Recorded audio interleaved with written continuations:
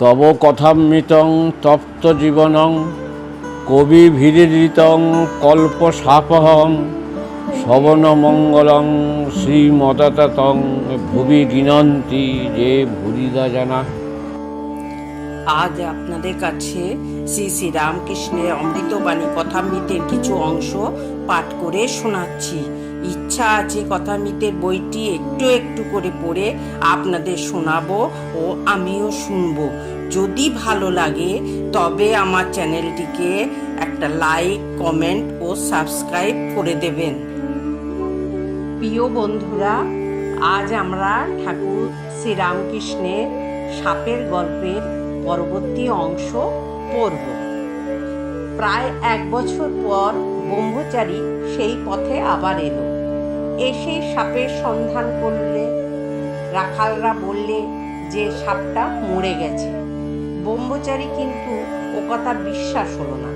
সে জানে যে মন্ত্র নিয়েছে, তা সাধন না হলে দেহত্যাগ হবে না।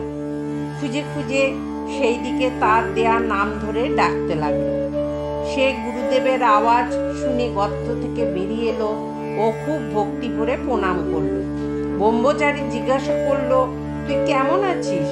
সে বললে, আগে ভালো আছি। ব্রহ্মচারী বলল, তবে তুই এত রোগা হয়ে গেছিস কেন?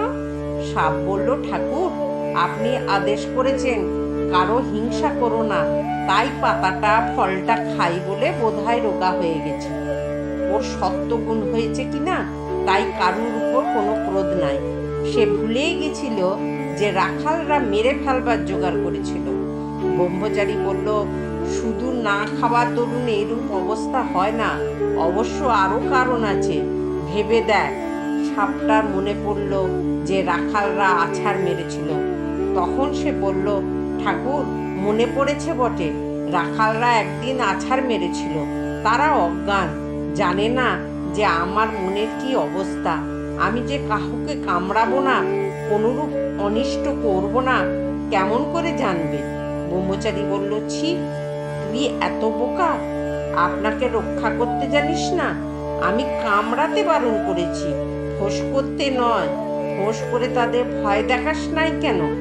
দুষ্টু লোকের কাছে ফোঁস করতে হয়, ভয় দেখাতে হয়, পাছে অনিষ্ট করে। তাদের গায়ে বিষ ঢালতে নাই, অনিষ্ট করতে নাই। আজ এই পর্যন্ত বন্ধুরা, আবার আমরা কাল পড়ব। আপনারা শুনবেন, কিন্তু খুব ভালো লাগবে, মন আনন্দে পরিপূর্ণ হয়ে যাবে। জয় ঠাকুর, জয় ঠাকুর, জয় ঠাকুর, জয় মা, জয় মা, জয় মা, জয় স্বামীজি, জয় স্বামীজি, জয় স্বামীজি।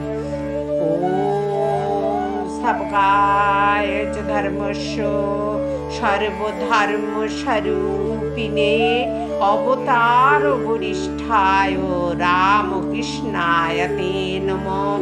ওম জননী শারদাং দেবী রামকৃষ্ণ জগৎগুরুং পাদপদ্মে তয়োঃ সিতাং প্রণমামি মুহুর্মুহুঃ।